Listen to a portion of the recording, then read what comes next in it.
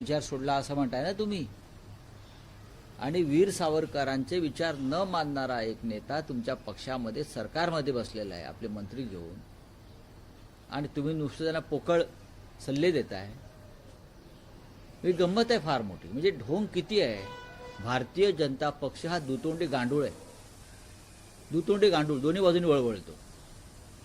सावरकरांविषयी तुमची एवढी भक्ती आणि श्रद्धा असेल आणि तुमच्या सरकारमध्ये एक अशी व्यक्ती बसली आहे त्याला तुम्ही रोज ज्ञान देताय, सावरकर सावरकर सावरकर. काल दिवसभर सावरकरच चालले होते. अजित पवारांना सावरकरांचे विचार मानावे लागतील. अरे नाही मानत तर मग सरकारमधून दूर करा. दूर करा ना. ते नाही सावरकरांना मानत. मग तुम्ही काय करताय. तुम्ही आमच्या बाबतीत आम्हाला सांगताय ना. मीरा भाईंदरमध्ये भारतीय जनता पक्षानं MIMला पाठिंबा दिलाय. कुठे. मीरा भाईंदरमध्ये. म्हणजे फडणवीस ओबीसी भाई भाई आणि आम्हाला ज्ञान देतात. अमरनाथमध्ये काँग्रेस आणि भारतीय जनता पक्ष एकत्र आलेला आहे. आता ते हिरवे नाही काय झाले. मीरा भाईंदर आणि अमरनाथमध्ये ओबीसी आणि काँग्रेस बरोबर त्यांची चुंबाचुंबी जी चाललेली आहे, निकाह लागलेला आहे त्यांचा. मग आता हिरवे नाही झाले. मी जे म्हणतो ना, दुतोंडी गांडूळ आहे ते. आणि त्या पद्धतीनं त्यांचं राजकारण सुरू आहे. त्यांच्यात काही खरं नाही. नाही सर्वत्रच मुस्लिम मतांसाठी. तुम्ही म्हणता ना आम्हाला मुस्लिम मतांसाठी. तुम्ही काय कर. तुम्ही ते MIMचा थेट पाठिंबा घेताय. MIM आमच्या आसपास पण फिरत नाही. आम्ही त्यांच्या आसपास फिरत नाही आहोत. पण अकोटपासून मीरा भाईंदरपर्यंत संपूर्ण महाराष्ट्रात भारतीय जनता पक्षाची MIM बरोबर छुपी युती आहे. आणि काही ठिकाणी उघड आहे. निर्लज्जपणाचा कळस आहे. काही ठिकाणी उघड आहे.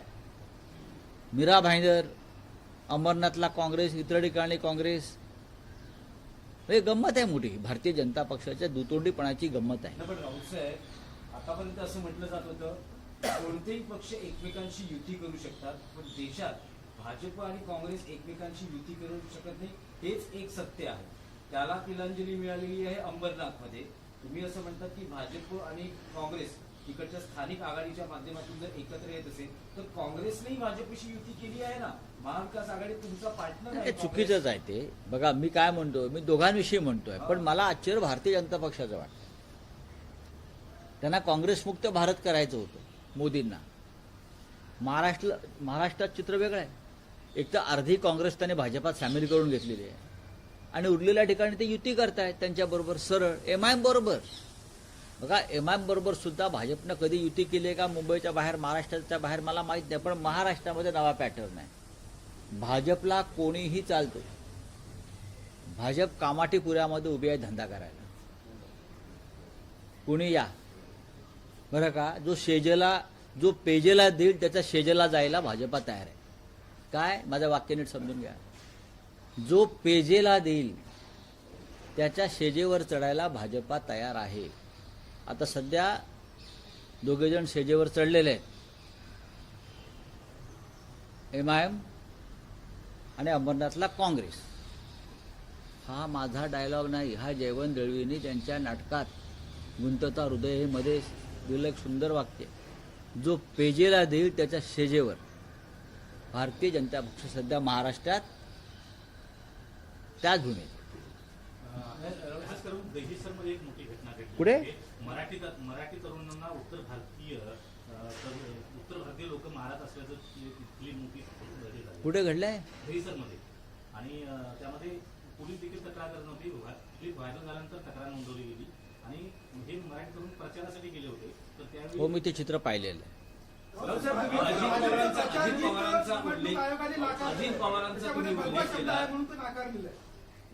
अजित पवारांचा उल्लेख केला. काल भाजप नेत्यांनी अजित पवारांना त्यांच्या जुन्या घोटाळ्यांची आठवण करून दिली. ते असं म्हणत आहेत की अजूनही 70,000 कोटी जे ब्लॅकमेलच करतायत ना. पेंडिंग आहे. निकाल लागले म्हणजे तुमच्या आम्हाला चाळायला लावू नका. म्हणजे प्रश्न असा आहे की शेवटी तुम्ही ब्लॅकमेलचं राजकारण चालूच ठेवल्या सगळ्यांच्या बाबतीत. अजित पवारना ब्लॅकमेल करून तुम्ही काँग्रेस राष्ट्रवादीतून फोडलं. एकनाथ शिंदे आणि 40 लोकांना ब्लॅकमेल करून तुम्ही फोडलं. अशोक चव्हाणला ब्लॅकमेल करून फोडलं. तुम्ही सगळ्यांना ब्लॅकमेल करताय. तुमचा धंदा ब्लॅकमेलिंगचा आहे. तुम्ही तर ग्रेट गॅम्बलर आणि ग्रेट ब्लॅकमेलर आहात. आणि तेच दिसतंय ना, ही फाईल उघडी आहे, ती फाईल उघडी आहे, ती फाईल उघडी आहे. बावनकुळे काय न्यायाधीश झालेत का तपास अधिकारी झालेत? हां, अरे तुमचा वैचारिक मतभेद आहेत एकत्र. शरद पवारांबरोबर त्यांनी म्हणजे आमच्याबरोबर युती केली आहे, महायुतीबरोबर, महाआघाडीबरोबर, महायुतीनं, हे असं आम्ही म्हणतो. काय करताय तुम्ही? तुमच्या हिंमत आहे का? बावनकुळे काय बडबडतायत? फडणवीस काय बोलतायत? सावरकर सावरकर, मग बसवा त्यांना समोर आणि द्या सावरकरांचे धडे. एकनाथ शिंदे असतील किंवा अजित पवार असतील, यांचा संबंध फक्त सत्ता पैशाशी आणि गुंडगिरीशी आहे. यांना ना सावरकरांचा विचार, ना राम मनोहर लोहिया यांचा विचार, ना अटलजींचा विचार. जोपर्यंत सत्ता तुमच्याकडे आहे तोपर्यंत ते तुमच्याबरोबर राहतील. उद्या आमची सत्ता आले तर आमच्या दारातून उभे राहतील हे सगळे लोक. सर, अकोल्याच्या अकोटमध्ये काल एक घटना घडली होती. काँग्रेसचे ज्येष्ठ नेते जयंत पटेल हो, माहिती आहे मला. त्यांचं निधन झालंय. एकीकडे भाजप एमआयएमची युती, दुसरीकडे चाकू आणून काँग्रेस नेत्याचं निधन. हे दुर्दैव आहे की सोलापुरात देखील घटना होती. मनसेच्या कार्यकर्त्याची हत्या झाली, इथे हिदायत यांची हत्या झाली, आणि तरीही कायदा सुव्यवस्था सुरळीत आहे असं फडणवीस म्हणतात. हे ढोंग आहे. मुंबईमध्ये शिवसेना कार्यकर्त्यांवर उत्तर भारतीयांनी हल्ला केला. ठिकठिकाणी हे प्रकार सुरू आहेत. आणि मी म्हटलं नाही मगाशी की महाराष्ट्राची कायदा सुव्यवस्था वाऱ्यावर सोडून राज्याचे गृहमंत्री आणि मुख्यमंत्री प्रचाराला फिरत आहेत. रावसाहेब, संतोष जुरी काल पत्रकार परिषदेत म्हणाले की मनसेच्या 7 ते 8 सीटा पण निवडून येणार आहेत. कोणाला उत्तर द्यायचं मी? हां, एक तर अजित पवारांनी पिंपरी चिंचवडमध्ये टीका केली की भाजपनं पिंपरी चिंचवड हे मनपाला कर्जात लोटलेलं आहे आणि भाजपनं कुत्र्याच्या नसबंदीत देखील पैसे खाल्ले. भाजपनं फार चांगलं वाक्य त्यांना सुचलेलं आहे. म्हणजे भाजपा कुठे कुठे पैसे खातं हे आम्हाला माहीत होतं, पण या प्रकरणात सुद्धा कुत्र्याच्या नसबंदीत सुद्धा पैसे खात आहे हे अजित पवारांनी महाराष्ट्राच्या समोर आणल्याबद्दल आम्ही त्यांचे आभारी आहोत, बरं का. म्हणूनच ते आता कुत्रे त्यांचे सगळे सुटलेले आहेत भाजपवरती. आणि कुत्र्यांच्या नसबंदीतून त्यांनी किती कोटी खाल्ले हे आता आम्ही मनेका गांधींना कळवू.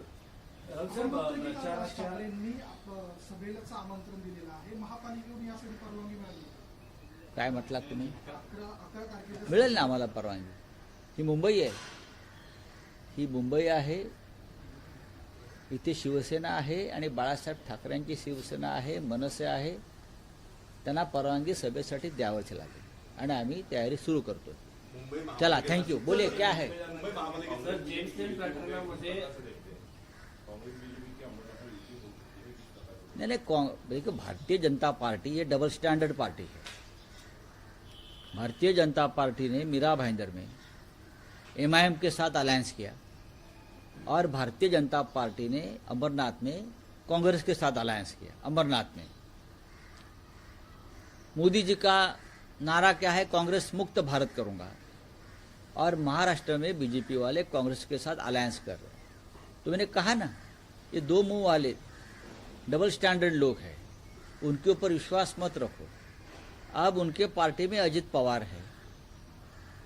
अजित पवार वीर सावरकर के विचारों को नहीं मानते, खुलेआम बोले, फिर भी उनके सरकार में है. लेकिन सावरकर के बारे में ज्ञान किसको देंगे? तो शिवसेना को देंगे और किसी और को देंगे. लेकिन वीर सावरकर को नहीं मानने वाले अजित पवार आपके साथ सरकार में बैठे हैं. निकाल दो उनको सरकार से. अगर सावरकर के ऊपर इतना ही प्यार आपका है, हाँ, तो उनको सरकार से निकाल दीजिए.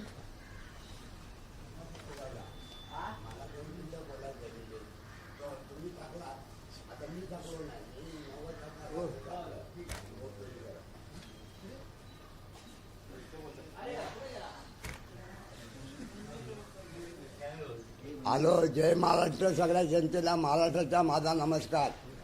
मी ज्येष्ठ नागरिक आहे. मी बाळासाहेबांबरोबरचा मनुष्य आहे. 66 पासून शिवसेना स्थापन केल्यापासून मी तिथे आहे.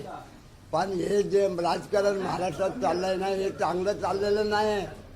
हा, आज या महाराष्ट्रात बाळासाहेबांनी जी घडवलेली शिवसेना, हा एकनाथ शिंदेनी फोडलेली आहे. मराठी माणसांचे तुकडे केले आहेत. हा, त्याच्या बापाला विचार म्हणायचं. ऐकलात काय? शिवसेना कोणाची आहे ऐकलात काय? हे जनतेने विचारावं. असली शिवसेना कोणाची आहे, नकली कोणाची आहे हे मी खपाला देणार नाही. मी मरण पण भगव्याबरोबर जाणार. पण हे काय नारायण राणेचा पोरगा कालतो चिमुकला आला आमच्या सामने. तो काय सांगतो काँग्रेस बरोबर उद्धव ठाकरे गेला. तर उद्धव ठाकरे काँग्रेसमध्ये गेला तर तुझा बाप 10 वर्षापासून मंत्री होता. तर तुझ्या बापाने काय केलं तिकडे सोनिया गांधीच्या घरी बकऱ्याने कोंबड्या कापले काय आणि महाराष्ट्राच्या जनतेचा सवाल आहे.